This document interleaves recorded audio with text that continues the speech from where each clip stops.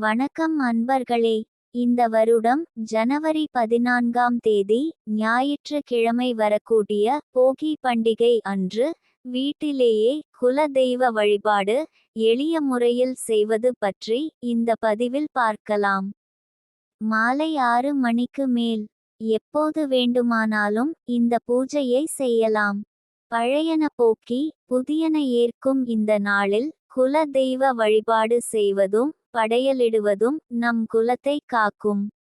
பூஜை அறையில் குலதெய்வம் திருவுருவ படம் இருப்பவர்கள் அதை வைத்து வழிபாடு செய்யலாம்.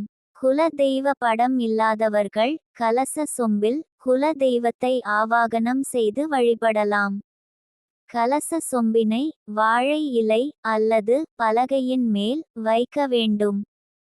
பலகையின் மேல் வைத்தால் அந்த பலகையின் மேல் கோலம் போட வேண்டும். கலச சொம்பிற்கு மஞ்சள் குங்குமம் பொட்டு வைக்க வேண்டும். பலகையின் மேல் ஒரு தட்டு வைத்து அதில் மஞ்சள் குங்குமம் அட்சதை வைத்து அதன் மேல் கலச சொம்பை வைக்க வேண்டும். அந்த சொம்பில் சுத்தமான தண்ணீரை நிரப்ப ஊற்றி அந்த தண்ணீரில் பன்னீர், ஒரு ஏலக்காய், கொஞ்சம் மஞ்சள் பொடி, கொஞ்சம் ஜவ்வாது பொடி, துளசி இலைகள், பச்சை கற்பூரம், ஒரு எலுமிச்சம் பழம், இந்த 7 பொருட்களையும் கலந்து விடுங்கள்.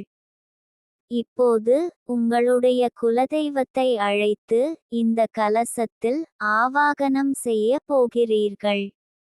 கலசத்தை தயார் செய்துவிட்டு குலதெய்வத்தை மனதார நினைத்து ஒரு அகல் விளக்கில் நல்லெண்ணெய் ஊற்றி திரி போட்டு ஏற்றி வைக்க வேண்டும். அதன் பின்பு சாம்பிராணி தூபம் ஏற்ற வேண்டும். வாசனை மிகுந்த சாம்பிராணி தூபம் குலதெய்வத்திற்கு மிகவும் உகந்தது. இந்த சாம்பிராணி தூபத்தின் புகையை வீடு முழுவதும் போட்டு விடுங்கள்.